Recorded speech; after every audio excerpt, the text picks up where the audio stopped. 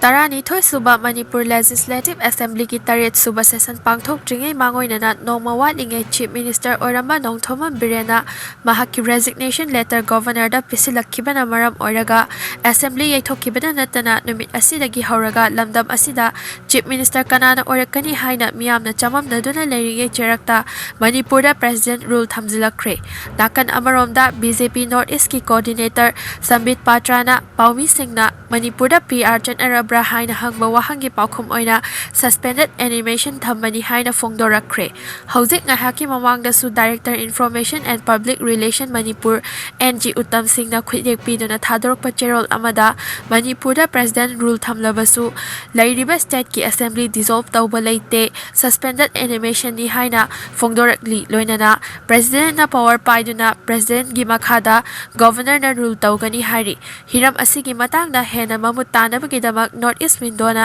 Manipur University ki Faculty of Law ki Head of Department Dr. Yumnam Premananda dagi wafam khara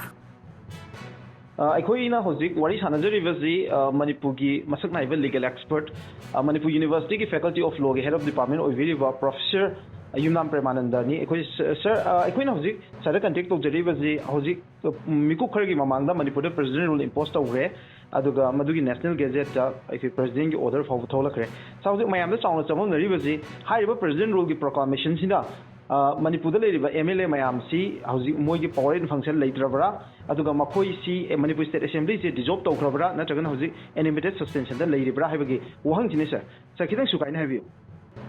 ꯍꯧꯖꯤꯛꯀꯤ ꯑꯩꯈꯣꯏꯒꯤ heart ꯑꯦꯛꯁꯦꯂꯦꯟꯁꯤ ꯑꯩꯈꯣꯏꯒꯤ president ꯏꯟꯗꯤꯌꯥꯅ ꯗ꯭ꯔꯧꯄꯗꯤ ꯃꯨꯔꯃꯨꯅ ꯊꯣꯛꯄ ꯑꯣꯔꯗꯔꯁꯤꯗꯀꯣ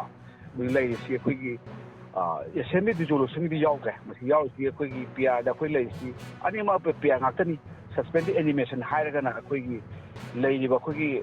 ꯁ꯭ꯇꯦꯠꯀꯤ ꯑꯦꯁꯦꯝꯕ꯭ꯂꯤꯁꯦ ꯃꯁꯤ ꯃꯥꯒꯤ ꯂꯥꯏꯐꯁꯤ ꯃꯇꯝ ꯈꯔꯒꯤ ꯑꯣꯏꯅ ꯁꯁꯄꯦꯟ ꯇꯧꯔꯒ ꯊꯝꯕ ꯍꯥꯏꯗꯤ ꯑꯩꯈꯣꯏ ꯀꯣꯃꯥ ꯊꯝꯕꯒꯨꯝꯕꯅꯤ ꯍꯥꯏꯕꯤꯅꯦꯁꯟ ꯍꯥꯏꯗꯨꯅꯤ ꯍꯥꯏꯕꯤꯅꯦꯁꯟꯅꯤ ꯑꯗꯨꯒ ꯃꯁꯤ ꯑꯦꯁꯦꯝꯕ꯭ꯂꯤꯁꯤ ꯄꯨꯔꯥ ꯃꯨꯊꯠꯄ ꯅꯠꯇꯕ ꯗꯤꯖꯣꯜꯕ ꯇꯧꯗꯕ ꯑꯗꯨꯅ ꯑꯦꯁꯦꯝꯕ꯭ꯂꯤ ꯗꯤꯖꯣꯂꯨꯁꯟꯒꯤ ꯄꯣꯠꯁꯤ ꯌꯥꯎꯗꯦ ꯑꯣꯔꯗꯔꯁꯤꯗ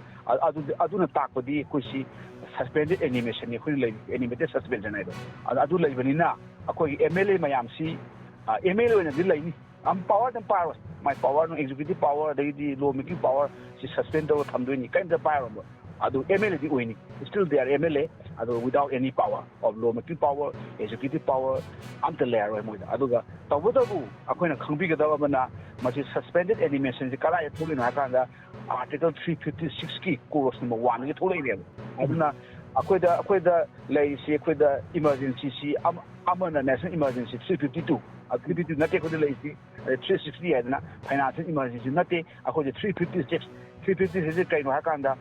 breakdown of constitutional machinery in the state kawai si yawmdin yawtabi chayaroi PR du proclamation yengbiu ahan bad recital paragraph ta IRS na horaga breakdown of constitutional machinery in the state harakani kanana governor ki report ki harakani adu ki pori leise adu hauji akhoi gi legislative power mayam executive power mayam punamaksi kainona passion hauji president na masa ma himself assume loi parani adu mana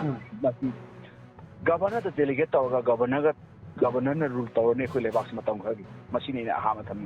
Okay sir notice window gi maike digi makhada na khangjening baje karigumba akhoi gi hojik leiriba Manipur Legislative Assembly se dissolve tawge haba taragadi government gi karamba anouba order magi makhada chatagani madu parliament na tawgodabra kana tawgodage madu su thambi sir sabani si huji akhoi gi president rule laitagadi akhoi gi breakdown constitutional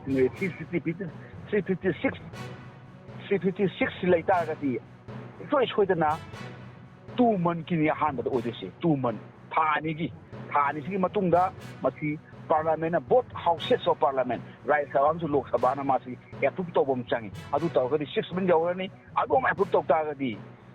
akoi saga bada sai ahumbo akoi 356 thamba yai adu akoi de lairi sidi masidi animated suspension ina thani laini yamabada animated suspension should be 2 months mas aina haibanate SR Bomai against Union India 1994 gi akoi 9 judges na held to Supreme Court na haibani adu thani laigani thani si manungda XYZ amana majority command tawre I have the number I want the number lai saka debagi hadna miduna governor da claim to bun changai saka samjage ai invitation pibiyo haidana adu tawdibokki animated suspension laini adu mana akoi assembly governor na assembly summon tawraga assembly da ma utkadoini I number like number si governor office it should be only on the floor of the floor of the assembly at Ullakanda parliament numbers there high kanda amu president na masi akoi the lay PR se cancel tawre ne revocation order ma tholakan adu gi wani adu da ngamdraba ha sing na khena ngamdraba ai haje sing ngamda ta ga di assembly dissolution gi PR do ko ju still PR ni assembly dissolve tawre hadana anoba proclamation ama mu tholakani adu da gi di Kaim later 6 months manungda election commission India the pigrani 324 article 320 makada election commission India na Manipur fresh mandate election tawagi notice holan aduni kulei law da hajar sa aroiba oina notice mi dogi makeni ge hanjeni goje sa hoji sumna ki minute ama ni khaki mamangda BJP North East in charge Dr. Sabit Patra na Fongdokhibaji masi animated suspension ni haidana fongdokre masimangna BJP ki national leadership ki machinban dagi fongdor ibo wafam jina takpadi BJP ki karamba thaurangi makhada president roje thamakpane na lawi sir anobo chief minister ma thu mutam da lakani haidana expect to wibra na rakani khanbe moi thawrang de khon khangjebre khon ran je tawdabana khuna pajari sidi student law ko khatra moina lu du pajabani du moi thawrang moi de manung da kai lei I have no idea tawdabu Aching man high city constitutional breakdown Ojarasu a minority government at the Boko. Aduna Aina Kabada number still lady Aduna me and a claim to home tongue. Adu Aquina me and a seen a claim to Maboko. I will put the government. I have a number and a quick governor officer claim to Virumatagari, a quick Amayo Piazza, Masubuka Supreme Court. Judiciary Kati to Makada. Pia Matukan to Viaco, Pia Gadotami, Baram Zade and judiciary review Tambayako. So we are me. Adu Kanata came to Botata Vanina, Aina Kamba, that there's no question of judiciary review as related. Over the vote, Simunda, Miyamana. I will form the government. I have a number with me as a good from Sami. I will the end of the committee, the job to my case, which until end company.